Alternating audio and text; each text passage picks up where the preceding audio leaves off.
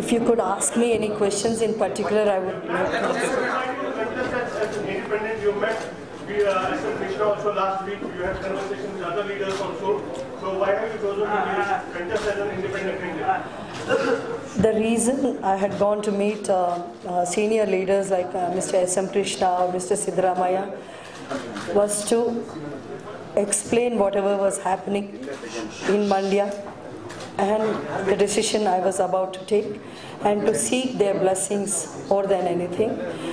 It was not to ask them to join any party or such. It was just to seek their advice and blessings regarding my next step.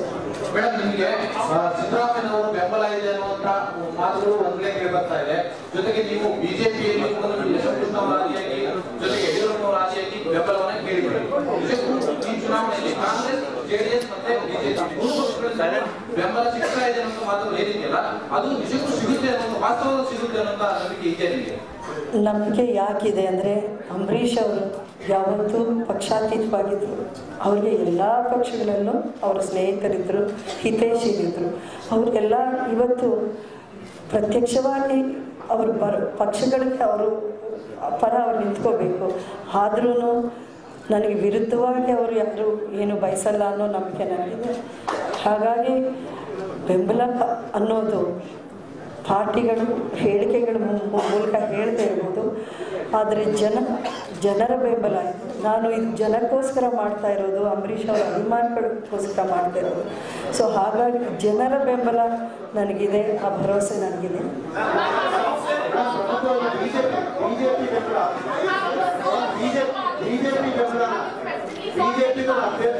One minute, please. Have you specifically sought any political party support? Because the BJP is withholding its position on Mandya, they're waiting for your decision. See, the only party my husband, I had sought or I wanted a ticket from was the Congress party, as my husband had belonged to the Congress party from the past 20 years or so. So I would have thought it would be the right party for me to seek a seat. But they had replied saying they were in a situation where they could not field a candidate from Mandya as they were in a coalition.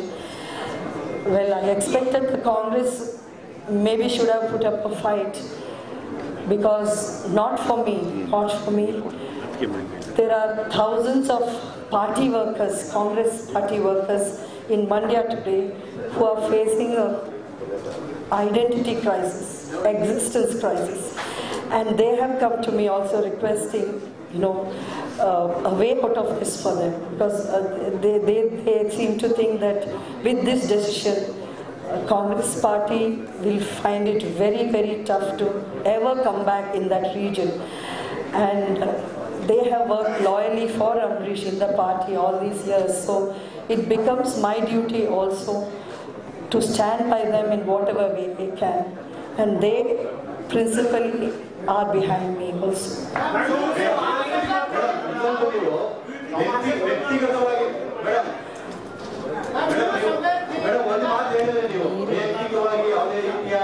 ಚರ್ಚೆಗಳು ವಾಗ್ದಾಳಿ ಆಗಬಾರ್ದು ಅಂತ, ಆದ್ರೆ ನೀವು ರಾಜಕಾರಣಕ್ಕೆ ಬರ್ತೀರಿ ಅಂತ ಆರಂಭದಲ್ಲಿ ಹೇಳಂತ ಸಂದರ್ಭದಲ್ಲೂ ಕೂಡ ನಿಮ್ಮ ಎದುರಾಳಿಗಳು ನಿಮ್ಮ ಮೇಲೆ ವೈಯಕ್ತಿಕವಾಗಿ ಟಾರ್ಗೆಟ್ ಮಾಡ್ತಾ ಇದ್ದಾರೆ, ಇನ್ನೂ ಕೂಡ ನಿಲ್ಲಿಸಿಲ್ಲ. ಅದ್ರ ಜೊತೆಗೆ ನೀವು ಮಂಡ್ಯದಲ್ಲಿ ಅಭಿಮಾನಿಗಳಿಗೋಸ್ಕರ ಸ್ಪರ್ಧೆ ಮಾಡ್ತಾ ಇದ್ದೀರಿ ಎಂದು ಕೂಡ ಹೇಳ್ತಾ ಇದ್ರಿ. ಆದ್ರೆ ನಿಮ್ಮ ಎದುರಾಳಿಗಳಲ್ಲಿ ಪ್ರಚಾರ ಮಾಡ್ತಾ ಇದ್ರೆ ಅಂಬರೀಷ್ ಅವರಿಗೆ ಅವರ ಕುಟುಂಬ ರಾಜಕಾರಣಕ್ಕೆ ಬರೋದಕ್ಕೆ ಇಷ್ಟ ಇರಲಿಲ್ಲ, ಮೊದಲೇ ಹೇಳ್ತಾ ಇದ್ರು ಅಂತ ಕೂಡ ಪ್ರಚಾರ ಮಾಡ್ತಾರೆ. ಇದಕ್ಕೆ ನಿಮ್ಮ ಸ್ಪಷ್ಟನೆ ಏನು? ಅಂಬರೀಷ್ ಅವರು ಯಾವತ್ತೂ ಸ್ವಾರ್ಥ ರಾಜಕಾರಣ ಮಾಡಿ, ಕುಟುಂಬ ರಾಜಕಾರಣನೂ ಮಾಡಿ, ಅವರು ರಾಜಕಾರಣದಲ್ಲಿ ಒಂದಷ್ಟು ಏಳುಬೀಳುಗಳನ್ನು ನೋಡಿ ಬಂದವರು. ಅವ್ರಿಗೆ ಗೊತ್ತಿತ್ತು ಅದರಲ್ಲಿ ಬರುವಂಥ ಕಷ್ಟ ಏನಿದೆ ಅಂತ ಅವ್ರಿಗೆ ಚೆನ್ನಾಗಿ ಗೊತ್ತಿತ್ತು. ಅದಕ್ಕೆ ಅವ್ರು ಹೇಳಿದ್ದು, ನಾನು ನಮ್ಮ ಕುಟುಂಬದವರನ್ನು, ನನ್ನ ಹೆಂಡತಿನೋ ನನ್ನ ಮಗನನ್ನೋ ನಾನು ಪ್ರಮೋಟ್ ಮಾಡೋಕ್ಕೆ ನನಗಿಷ್ಟ ಇಲ್ಲ. ಬೇರೆಯವ್ರ ಮಕ್ಕಳು ಇದ್ದಾರೆ, ಅವರು ಬರಲಿ ರಾಜಕಾರಣಕ್ಕೆ, ಅವರು ಬೆಳೀಲಿ, ಅವ್ರಿಗೆ ನಾನು ಬೆಂಬಲ ಕೊಡ್ತೀನಿ. ನನ್ನ ಹೆಂಡತಿನೋ ನನ್ನ ಮಗನನ್ನು ನಾನು ಯಾಕೆ ತರಲಿ? ಅವ್ರಿಗೆ ಸಾಮರ್ಥ್ಯತೆ ಇದ್ದರೆ ಅವರು ಬರಲಿ, ಅವ್ರ ಕಾಲ ಮೇಲೆ ನಿಂತ್ಕೊಂಡು ಅವರೇ ಒಂದು ಸ್ಥಾನಮಾನ ಪಡೀಲಿ, ಅದಕ್ಕೆ ನಾನು ಬೇಡ ಅನ್ನಲ್ಲ ಅನ್ನೋ ಒಂದು ಮಾತು ಅವರ ಮಾತಿನಲ್ಲಿ ಅರ್ಥ ಅದು. ಇದನ್ನು ಅವರ ಸ್ವಭಾವ ಏನಿತ್ತು, ಅವರ ನಿಸ್ವಾರ್ಥ ಗುಣ ಏನಿತ್ತು ಅಂತ ಅರ್ಥ ಮಾಡ್ಕೊಂಡಿರೋರಿಗೆ ತುಂಬ ಚೆನ್ನಾಗಿ ಗೊತ್ತಾಗುತ್ತೆ. ಈ ಚುನಾವಣೆಯಲ್ಲಿ ಆ ಮಾತುಗಳನ್ನ ನೀವು ಬೇರೆ ಥರದಲ್ಲಿ ಬಳಸ್ಕೊಂಡು ಇದನ್ನು ನೆಗೆಟಿವ್ ಆಗಿ ಪೋಟ್ರೆ ಮಾಡಬೇಕು ಅಂತ ಆದರೆ ನೀವು ಆ ಅರ್ಥ ತಗೋಬೇಕು. ಇದರಲ್ಲಿ ನಿಜಾಂಶ ಏನು ಅಂತ ಜನಕ್ಕೆ ಗೊತ್ತಿದೆ. ಇವತ್ತು ಅದೇ ಅಂಬರೀಷ್ ಅವರನ್ನ ಪ್ರೀತಿಸ್ತಿರೋ ಜನ ನನ್ನ ಹತ್ರಕ್ಕೆ ಬಂದು ನೋವಿನ ಮಾತು, ಪ್ರೀತಿಯ ಮಾತುಗಳು ಹೇಳಬೇಕಾದ್ರೆ ಅವ್ರ ಕಣ್ಣುಗಳಲ್ಲಿ ನಾನು ನೋಡಿ ಬೇಡ ಅಂತ ಹೇಳಿದ್ರೆ ನಿಜವಾಗ್ಲೂ ನನ್ನಲ್ಲಿ ಮಾನವೀಯತೆಯೇ ಇಲ್ಲ ಅಂತ ನನಗನ್ನಿಸಿತ್ತು. ಹಾಗಾಗಿ ನಾನು ಈ ನಿರ್ಧಾರ ತಗೊಂಡಿದ್ದೀನಿ. ಇದರಿಂದ ಅಂಬರೀಷ್ ಅವರ ಆತ್ಮಕ್ಕೂ ಶಾಂತಿ ಸಿಗುತ್ತೆ ಅಂತ ಒಂದು ದೃಢ ನಂಬಿಕೆ ನನಗಿದೆ.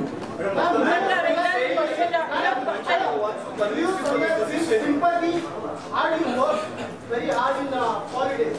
Sympathy will gain your vote percentage in Mandya. Another one, you have blessings from both the parties, Congress and BJP.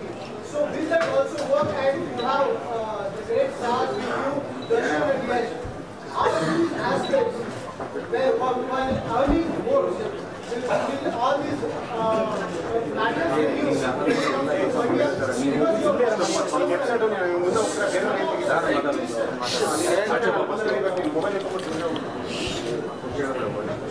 I know sympathy votes are always a factor in these kind of situations, but I would like to make it specifically clear that that's not why I'm here. Because if I wanted to cash in on a sympathy factor, if I wanted to come into politics by any which way I can, I had a lot of offers, as you all know. I was suggested to stand from Bangalore North, Bangalore South. I was offered an MLC post, all of which I refused. I have made my stand very clear right from the very beginning that it's Mandya or nothing for me. This might be a more difficult path for me, but I feel this is the right path for me.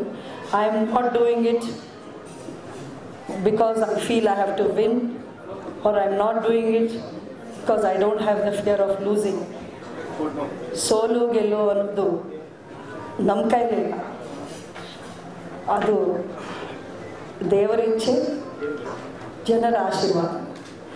ಆದರೆ ನಾನು ನಿಂತ್ಕೊಂಡಿರೋದು ನನ್ನ ಜನ ನನ್ನನ್ನು ಕೇಳಿದಾಗ ಅವ್ರಿಗೋಸ್ಕರ ನಾನು ಸ್ಪಂದಿಸಬೇಕು ಅನ್ನೋ ಒಂದೇ ಒಂದು ಕಾರಣಕ್ಕೆ.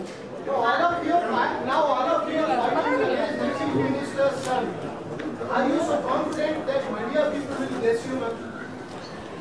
I don't see this as a fight against anybody. I am seeing this as a fight for the people of Mandya. Mandya that have convinced you to come into elections. What's the mood there? Because several people have been saying the outside support of the Congress workers will be there for you. Is the coalition really working in Mandya, and will the Congress workers outside support be there? Please, secondly, two stalwarts of Sandalwood, Yash and Darshan are with you. How much of this will make an impact to you? See, the support of the film industry has always solidly, whatever the decision I have taken, they said they'll stand by me. So of course, this will count a lot for me, is what I'm thinking. But to answer your earlier question, that the coalition, the decisions taken by the leadership, in whatever wisdom, I think, has not made the Congress workers happy in Mandya. That's an open fact. There's no secret to the fact that Congress workers in Mandya are very, very unhappy. And they see this as a move that will wipe out their existence. And they're not ready to do that. ಮಂಡ್ಯದಲ್ಲಿ ರೈತರು ಆತ್ಮಹತ್ಯೆ ಮಾಡ್ಕೊಂಡಾಗ ಎಷ್ಟು ಜನ ರೈತರಿಗೆ ಸಹಾಯ ಮಾಡಿದ್ದಾರೆ ಸುಮಲತಾ ಅಂಬರೀಶ್ ಅವರು? ರೈತರ ಬಗ್ಗೆ ಏನು ಕಾಳಜಿ ಇದೆ ಅನ್ನೋ ಒಂದು ಪ್ರಶ್ನೆ ಕೂಡ ಜೆಡಿಎಸ್ ನಾಯಕರು ಹಾಕ್ತಾರೆ. ಅಧಿಕಾರದಲ್ಲಿದ್ದಾಗ ಯಾರ್ಯಾರು ಏನು ಕಾಳಜಿ ತೋರಿಸ್ತಾರೆ ಅನ್ನೋದು ಕೇಳಬೇಕಾಗಿರೋ ಪ್ರಶ್ನೆ. ಈಗ ಅಧಿಕಾರ ಬಂದ ಮೇಲೆ ಒಂದು ವೇಳೆ ಗೆದ್ದು ಬಂದ ಮೇಲೆ ನೀವು ಈ ಪ್ರಶ್ನೆನ ಕೇಳಿದ್ರೆ ಅದಕ್ಕೊಂದು ಅರ್ಥ ಇದೆ. ಅಂಬರೀಷ್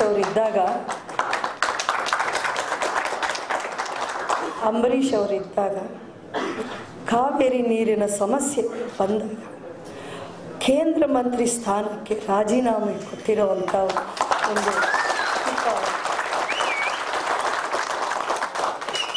ಇಂಥ ಒಂದು ತ್ಯಾಗನ ಬೇರೆ ಯಾರಾದರೂ ರಾಜಕಾರಣ ಇವತ್ತಿನ ಕಾಲಕ್ಕೆ ಮಾಡಿದ್ದಾರೆ ಅಂತ ನೀವು ನನಗೆ ತೋರಿಸಿದ್ರೆ ನಾನು ಒಪ್ಕೊಂಡ್ಬಿಡ್ತೀನಿ.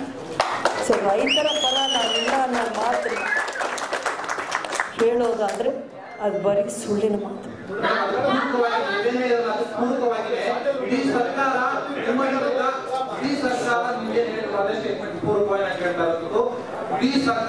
ವಿರುದ್ಧ ಹಣದ ಹೊಳೆಯನ್ನು ಅನುಷ್ಠಿತಪಟ್ಟಿದೆ ಅನ್ನೋ ಮಾಹಿತಿ ಕೂಡ ಇದೆ. ಸೊ ಆ ಹಣದ ಹೊಳೆಯಲ್ಲಿ ನೀವು ಏನು ಹೋಗ್ತೀರಾ ಅಥವಾ ಎದುರು ನಿಲ್ತೀರಾ? ನೀವಿದ್ದು ನಿಜ ಇರ್ಬೋದು, ನನಗೆ ಗೊತ್ತಿಲ್ಲ. ಹಣದ ಶಕ್ತಿ ನನ್ನ ಹತ್ರ ಅಂತೂ ಇಲ್ಲ. ನನ್ನ ಹತ್ರ ಇರೋದು ಅಂಬರೀಷ್ ಅವರು ಸಂಪಾದನೆ ಮಾಡಿರುವಂಥ ಆಸ್ತಿ, ಆ ಜನಶಕ್ತಿ.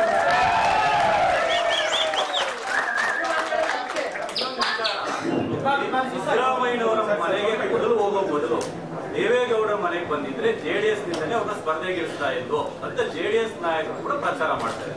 ನಿಮ್ಮ ರಿಪ್ಲೈ?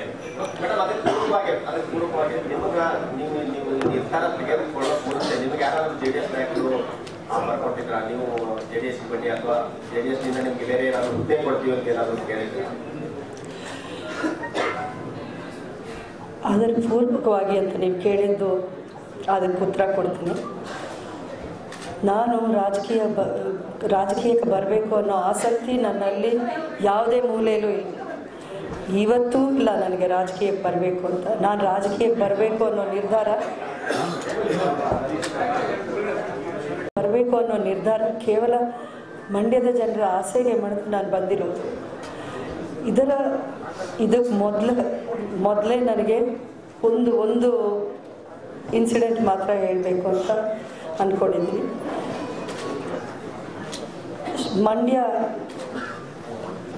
ಮಂಡ್ಯದಲ್ಲಿ ಒಂದು ಶ್ರದ್ಧಾಂಜಲಿ ಸಭೆ ಅಂತ ನಾವು ಮಾಡಿದಾಗ ಅದರಲ್ಲಿ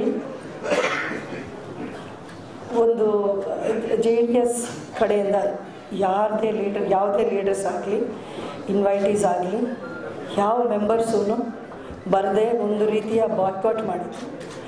ಆವತ್ತಿನ ದಿನ ನನಗೆ ರಾಜಕೀಯದ ಬಗ್ಗೆ ಒಂದು ಮೂಲೆಯಲ್ಲಿ ನನಗೆ ಯೋಚನೆ ಇರಲಿಲ್ಲ. ಇಲ್ಲಿ ಯಾಕೆ ಹೀಗೆ ಮಾಡಿದ್ರು ಅನ್ನೋ ಒಂದು ನನಗೆ ಬೇಜಾರಾಗಿತ್ತು. ಸ್ವಲ್ಪ ಜನಕ್ಕೂ ಬೇಜಾರಾಯಿತು, ಯಾಕೆ ಯಾರೂ ಬಂದಿಲ್ಲ, ಏನು ತಪ್ಪು ಮಾಡಿದ್ವಿ ನಾವು ಅಂತ ನನಗೆ ಅರ್ಥ ಆಗಿಲ್ಲ ಆವತ್ತು. ಆದರೆ ಅದರ ಹಿಂದೆ ಒಂದು ರಾಜಕೀಯವಾದ ಏನಾದರೂ ಅರ್ಥ ಇದೆ ಅನ್ನೋದು ಆಮೇಲೆ ಅರ್ಥ ಆಗ್ತದೆ ನನಗೆ, ಆವಾಗ ಗೊತ್ತಾಗಿಲ್ಲ. ಆಮೇಲೆ ನೀವೇ ಮಾಧ್ಯಮಗಳು ಹೋಗಿ ಕೇಳಿದಾಗ ಅವರ ನಾಯಕರು ಏನಂದರು, ಸುಮಲತಾ ಅವರು ನಮ್ಮ ಪಕ್ಷದವರಲ್ಲ, ಅಂಬರೀಷ್ ಅವರು ಕಾಂಗ್ರೆಸ್ ಪಕ್ಷದಲ್ಲಿದ್ದರು. ಸೊ ನಮ್ಮ ಪಕ್ಷದಲ್ಲಿ ನಾವು ಯಾಕೆ ಆಫರ್ ಕೊಡೋಣ? ಮಂಡ್ಯ ಅನ್ನೋದು JDS ಭದ್ರಕೋಟೆ ಆಗಿದೆ. ನಮ್ಮದೇ 8 ಜನ MLAಗಳಿದ್ದೀವಿ ನಾವು. ಹಾಗಾಗಿ ನಮ್ಮ ಅಭ್ಯರ್ಥಿನೇ ನಾವು ಇಲ್ಲಿಂದ ಕಣಕ್ಕಿಳಿಸ್ತೀವಿ, ಸುಮಲತಾ ಅವರಿಗೆ ನಾವು ಯಾಕೆ ಕೊಡೋಣ ಅನ್ನೋ ಒಂದು ಮಾತು ನಿಮ್ಮ ಮಾಧ್ಯಮಗಳ ಮೂಲಕನೇ ನನಗೂ ಗೊತ್ತಾಗಿರೋದು.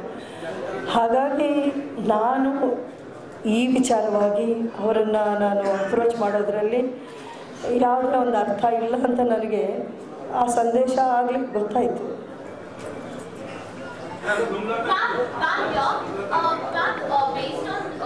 Based on the mood in Mandya, that prior to your announcement today, the electorate was mostly confused about whether the developmental activities that can be carried out by an independent entity is, if it's worth doing that, and how difficult would it be? So, how do you plan to tackle this? I think I'm here, that's what I'm here to prove. That if you have a will, there is a way. Definitely I will put all my goodwill that Amrish had earned over these years to good use for the people of Mandya to the best of my ability. I'm going to sincerely work for them. I'm going to fight for Mandya. This is my fight for Mandya, not fight against anybody. Against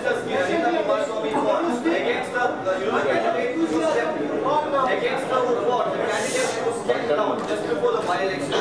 Now the pressure is so much because the Chief Minister's family. Now once again you're up against the Chief Minister's family member, his own son. How much will be the pressure, and will you be able to maintain it till the end?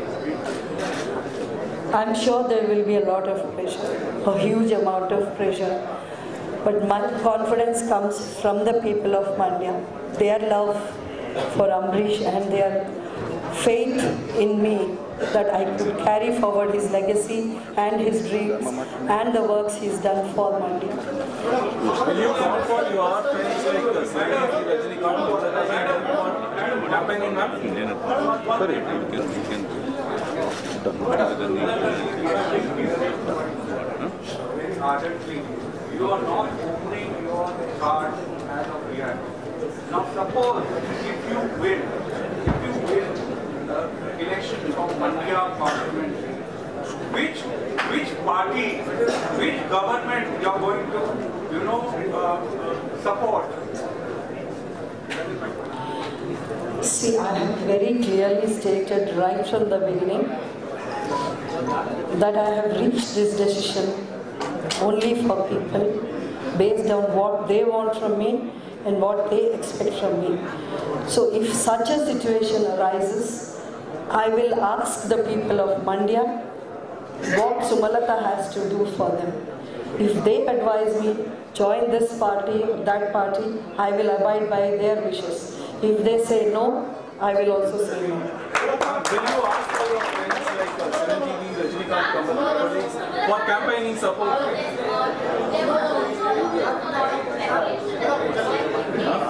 Can't hear. The BJP will directly support you. Have there been any talks in this regard? See, I have only been hearing some statements of support from BJP leaders, in the media. I have not spoken to any of them regarding this. But to answer that question, I have support, I think, of a lot of groups in Mandya. They will come out in support of me, which you will know in the future, in the coming days. And I mean, as an independent, I know it's a mammoth task. I'm taking on a huge might. It's not going to be an easy win. Easiest option for me would have been to join a party, and they would have taken care of everything. But you have to understand that I've opted to take the difficult path here because I have heeded the people's request. That is why The offer to support you accepted. Madam, one ನಿಮಿಷ ಆಗಕ್ಕೆ already ಈ ಸಂದರ್ಭದಲ್ಲಿ ಒಂದು ವಿಭಾಗ ಆಗ್ತಾ ಇದೆ. ಇವರು Sumalatha madam participate ಮಾಡೋದ್ರಿಂದ ಮತ್ತು ಇವರು ಕಲಾವಿದರು ಅವರಿಗೆ ಸಪೋರ್ಟ್ ಮಾಡೋದ್ರಿಂದ ಆಲ್ರೆಡಿ ಒಂದು ಹೆಸರು ಬರ್ತಾ ಇದೆ. ಸೊ ಇದು ಬರೀ ನಿಮ್ಮ ಪ್ರಚಾರಕ್ಕೆ ಮಾತ್ರ ಸೀಮಿತ ಆಗಿರ್ತಾರೆ ಈ ಸ್ಟಾರ್ ನಟರು, ಅಥವಾ ಒಂದು ಪಕ್ಷಕ್ಕೆ ಸೀಮಿತ ಆಗಿರುತ್ತಾ? ಇದು ಹೇಗಿರುತ್ತೆ ಇವಾಗ ಆಗದೇ ಇರುವಾಗ ಹೇಗೆ ನೋಡ್ಕೊತೀವಿ ಇದೆಲ್ಲ ನೋಡಿ, ಚಿತ್ರರಂಗ ಆಗಲಿ ರಾಜಕೀಯ ರಂಗ ಆಗಲಿ ಒಬ್ಬರ ಹೆಸರು ಹೇಳಿದ್ರೆ ಎಲ್ಲರೂ ಒಗ್ಗಟ್ಟಾಕಿರೋರು. ಆ ಹೆಸರು ಯಾರ್ದು ಹೇಳಿ? ಅಂಬರೀಷ್ ಅನ್ನೋ ಹೆಸರು. ನಮ್ಮದು ಯಾರಿಗೆ ಯಾವ ಪಕ್ಷಕ್ಕೆ ಚಿತ್ರರಂಗದಲ್ಲೂ ಒಂದಷ್ಟು ರಾಜಕಾರಣದಲ್ಲಿರುವಂಥವ್ರು ಇದ್ದಾರೆ. ಬಟ್ ಅಂಬರೀಷ್ ಪಕ್ಷಕ್ಕೆ ಎಲ್ಲರೂ ಸೇರಿದವರು, ಯಾರು ಬೇರೆ ಅವರಲ್ಲ. ನಾವೆಲ್ಲರೂ ಅಂಬರೀಷ್ ಪಕ್ಷದವರೇ ಅನ್ನುವಂಥ ಮಾತುಗಳೇ ಅವ್ರ ಬಾಯಿಂದ ಬರುತ್ತೆ ಹೊರತು ಅಂಬರೀಷ್ ವಿರುದ್ಧವಾಗಿ ಯಾರು ಏನು ಹೇಳಿ. ಮುಖ್ಯಮಂತ್ರಿಗಳು ಮತ್ತೆ ಅವರ ಮಗನು ಸಹ ಚಲನಚಿತ್ರ ಮಾಧ್ಯಮದ ಮೂಲಕವೇ ಅವರಿಗೆ ಫೀಲ್ಡ್ ಬಂದಿರೋ ಕಾರಣಕ್ಕೋಸ್ಕರ ನೀವು ಬೈಫರ್ಕೇಶನ್ ಆಗೋದಿಲ್ಲ ಅಂತ ಯಾವ ಗ್ಯಾರಂಟಿಗಳು ಹೇಳ್ತಿದ್ದಾರೆ? ಅವರು ಸಹ ತಮ್ಮ ಅಧಿಕಾರವನ್ನು ಬಳಸಬಹುದು. ಈಗ ಅವರು ಸಹ ಈ ಫೀಲ್ಡ್ ಇರೋ ಕಾರಣಕ್ಕೋಸ್ಕರ ಅದು ವಿಭಜನೆ ಆಗೋದಿಲ್ಲ ಅಂತ ಏನು ಗ್ಯಾರಂಟಿ ಕಾಣ್ತಿದ್ದೀರಿ? ನೋಡಿ, ನಾನು ಆಗಲೇ ಹೇಳಿದ್ದೀನಿ, ಒಂದು ಚುನಾವಣೆ, ಒಂದು ರಾಜಕಾರಣದಿಂದ ನನಗೆ ಸಂಬಂಧಗಳು, ಸ್ನೇಹಿತರು ಹಾಳು ಮಾಡ್ಕೊಳ್ಳೋಕೆ ಇಷ್ಟ ಇಲ್ಲ. ಎಲ್ಲರೂ ಅದೇ ರೀತಿಯಲ್ಲಿ ಹೋಗಬೇಕು ಅನ್ನೋದೇ ನನ್ನ ಆಸೆ. ಈ ಚುನಾವಣೆ ಅನ್ನೋದು ಬರುತ್ತೆ ಹೋಗುತ್ತೆ. ಅಧಿಕಾರ ಅನ್ನೋದು ಯಾರಿಗೂ ಶಾಶ್ವತ ಅಲ್ಲ. ಇದೆಲ್ಲರೂ ನಾವು ಕುಡಿದ್ವಿ, ಇವತ್ತಿರುತ್ತೆ, ನಾಳೆ ಹೋಗುತ್ತೆ. ಆದರೆ ಒಳ್ಳೆಯ ಸಂಬಂಧಗಳನ್ನು ಬೆಳೆಸ್ಕೊಂಡು ಹೋಗೋದು ಒಂದು ಆರೋಗ್ಯಕರವಾದ ವಿಷಯ. ಮೇಡಮ್, ನೀವು ಇವಾಗ ಕಾಂಗ್ರೆಸ್ ರೆಬಲ್ ಆಗಿ ನಿಂತ್ಕೊಳ್ತೀರಾ? ಅಥವಾ independent? Congress rebel Congress rebel ಅನ್ನೋ ಮಾತೇ ಬರಲ್ಲ, ಯಾಕಂದರೆ ನಾನು ಯಾವತ್ತೂ ಯಾವ ಪಕ್ಷಕ್ಕೂ ನಾನು ಮೆಂಬರ್ ಆಗಿರಲಿಲ್ಲ. ಸೊ ಇದೇನಾದರೂ ನಾನು ಇಂಡಿಪೆಂಡೆಂಟ್ ಕ್ಯಾಂಡಿಡೇಟ್ ಅಂತಾನೆ ನೀವು ಗೆದ್ದ ಮೇಲೆ ಯಾವುದಾದ್ರೂ ಸಪೋರ್ಟ್ ಕೊಡಲೇಬೇಕಾಗುತ್ತೆ, ಬಿಜೆಪಿಗೆ ಅಥವಾ ಕಾಂಗ್ರೆಸ್ಗೆ? ಒಂದು ನಿಮಿಷ ಮೇಡಮ್, ತಾವು ಗೆದ್ದ ಮೇಲೆ ಎರಡರಲ್ಲಿ ಒಂದು ಇದು ಸೆಂಟ್ರಲ್ ಕೋಲಿಷನ್ಗೆ ಸಪೋರ್ಟ್ ಕೊಡಲೇಬೇಕಾಗುತ್ತೆ, ಇದರ NDA ಕಾಂಗ್ರೆಸ್ ಇದಕ್ಕೆ. ನೀವು ಇಂಡಿಪೆಂಡೆಂಟ್ ಆಗಿ ನಿಂತ್ಕೊಂಡು ಮಂಡ್ಯ ಜನಕ್ಕೆ ಎಷ್ಟು ಸಹಾಯ ಮಾಡೋಕ್ಕೆ ಸಾಧ್ಯ? ಇವೆರಡರಲ್ಲಿ ಒಂದು ಪಕ್ಷಕ್ಕೆ ನೀವು ಸಪೋರ್ಟ್ ಕೊಡಲೇಬೇಕು ಗೆದ್ದ ಮೇಲೆ, ಯಾವುದು ಕೊಡ್ತೀರಾ? ಅಲ್ಲಿ ಕೊಡಲೇಬೇಕು ಅಂತ ಏನು ಕಂಪಲ್ಷನ್ ಅಂತ ಏನು ಇಲ್ಲ ಆ ಥರ ಸದ್ಯಕ್ಕೆ. ಆ ಪರಿಸ್ಥಿತಿ ಬಂದಾಗ ನಾನು ಆಗಲೇ ಹೇಳಿದ್ದೆ, ನಾನು ಜನರನ್ನೇ ಕೇಳ್ತೀನಿ, ಒಂದು ಪರಿಸ್ಥಿತಿ ಇದೆ, ನಿಮ್ಮೆಲ್ಲರೂ ಒಳ್ಳೆಯದು ಮಾಡೋದಕ್ಕೋಸ್ಕರ ನಾನು ಏನು ಮಾಡಬೇಕು, ಎಂಥ ನಿರ್ಧಾರ ತಗೋಬೇಕು, ಯಾವ ಕಡೆಗೆ ನಾನು ಹೆಜ್ಜೆ ಹಾಕಬೇಕು ಅಂತ. ನನ್ನದು ಏನೇ ಇದ್ದರೂ ಜನರಿಂದ ಬರಬೇಕು, ಜನಾಭಿಪ್ರಾಯ ಆಗಬೇಕು, ಜನರ ಕೂಗಾಗಬೇಕು. ನಾನು ಸ್ವತಃ ನಾನೇ ಒಂದು ನಿರ್ಧಾರಕ್ಕೆ ನಾನು ರೆಡಿ ಇಲ್ಲ.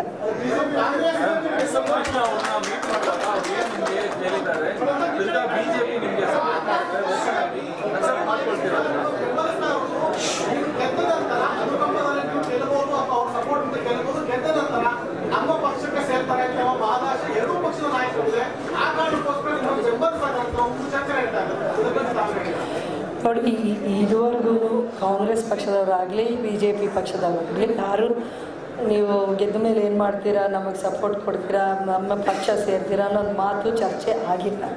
ನಾನು ಇದನ್ನೇ ಪದೇ ಪದೇ ಹೇಳ್ತಾ ಇದ್ದೀನಿ. ಆವಾಗ ಯಾರು ಏನು ಹೇಳಿದ್ರು ನಾನು ಕೇಳೋದು ಜನರನ್ನೇ. ನಾನು ಯಾವ ಪಕ್ಷಕ್ಕೂ ನಾನು ಬದ್ದಳಲ್ಲ, ನಾನು ಜನರಕ್ಕೆ ಬದ್ದಳ.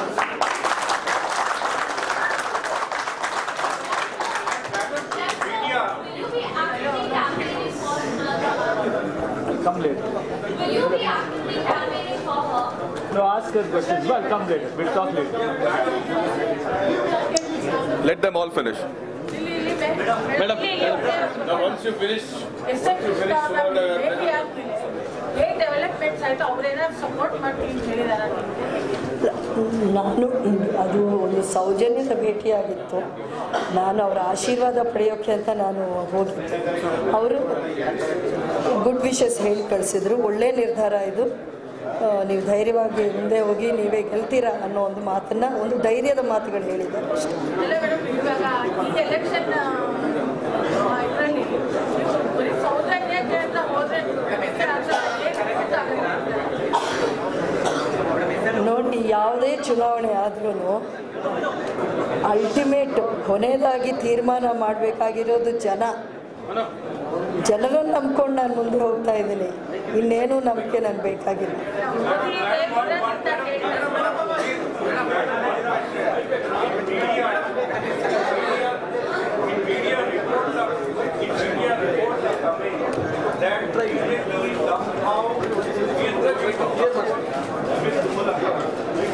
The kind of report we have read is that BJP may decide not to, field any candidate. So if that situation arises, will you accept that offer coming from BJP or some kind of indirect support coming from the people? As of now, I have not got any official communication from BJP as to whether they are going to field a candidate or not. So if I get to know of that, I can answer this question for you. ನಾನು independent ಆಗಿ ನಿಂತ್ಕೋತಾ ಇದ್ದೀನಿ. So ಎಲ್ಲ ಹಿರಿಯರ ಆಶೀರ್ವಾದ ನನಗೆ ಬೇಕಿದೆ. ಪ್ರಚಾರಕ್ಕೆ ಬರೋದಾದರೆ ನಾನು ಖಂಡಿತ ಸ್ವಾಗತಿಸ್ತೀನಿ.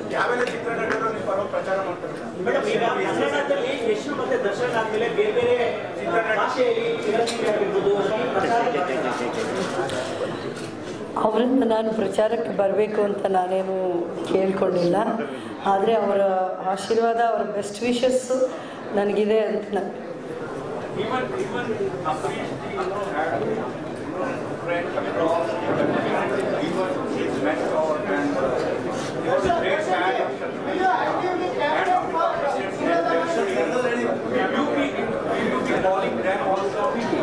Like Rajinikanth and Kamal ma'am, they are top most actors. They are very close with Amrish. You ask for their help. I'm only going to ask for my people's help. The people of Mandya have to stand by me. Definitely I'll have the good wishes of all the dear friends Mr. Amrish had, whether it's Rajni sir or Chiranjeevi sir. They have wished me well. They have said that I have taken a step in the right direction, and definitely they support my decision. Madam, coalition alli JDS ಗೆ seat ಕೊಟ್ಟಿರೋ ಕಷ್ಟ ಇದೆ ಅವರು.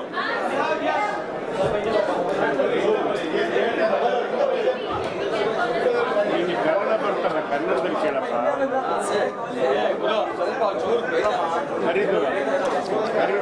ಕನ್ನಡ ಬರ್ತಲ್ಲ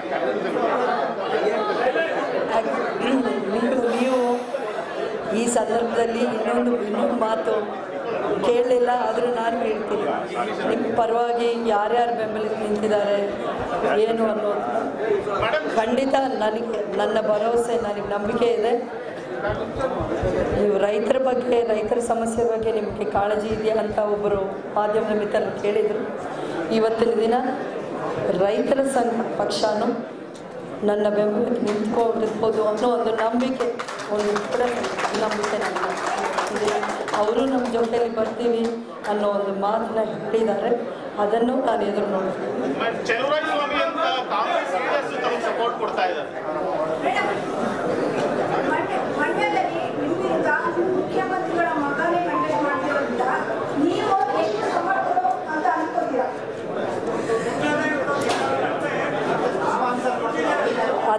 ಅದನ್ನು ನಾನು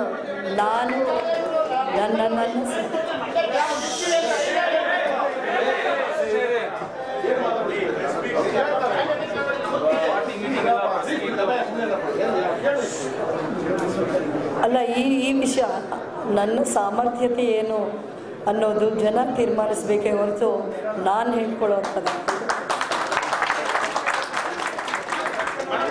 Congress leaders Chaluvarayaswamy ನಮಗೆ support ಕೊಡ್ತೀವಿ ಅಂತ ಹೇಳ್ತಿದ್ದಾರೆ. ಬಿಕಾಸ್ ಅವ್ರಿಗೆ JDSಗೆ ಅಲ್ಲಿ ಸೀಟ್ ಇಟ್ಕೊಂಡಿರೋದು ಇಷ್ಟ ಇಲ್ಲ. ಈ ಥರದ ಸಪೋರ್ಟ್ ನೀವು ಬಹಿರಂಗವಾಗಿ ಒಪ್ಕೊಳ್ತೀರಾ ಕಾಂಗ್ರೆಸ್ ಲೀಡರ್ಸ್? ಅವರು ಒಪ್ಪನಾಗಿ ಹೇಳಿದ್ದಾರೆ ಅಂತ ನನಗೆ ಗೊತ್ತಿಲ್ಲ. ನಾನು ಕಾಂಗ್ರೆಸ್ ಪಕ್ಷದ ಕಾರ್ಯಕರ್ತರೆಲ್ಲರೂ ನನ್ನ ಸಪೋರ್ಟಾಗಿ ನಿಂತ್ಕೋತೀವಿ ಅಂತ ಮಾತು ಕೊಟ್ಟಿದ್ದಾರೆ. ಎಲ್ಲರ ಸಪೋರ್ಟ್ ನಾನು ಸ್ವಾಗತಿಸ್ತೀನಿ.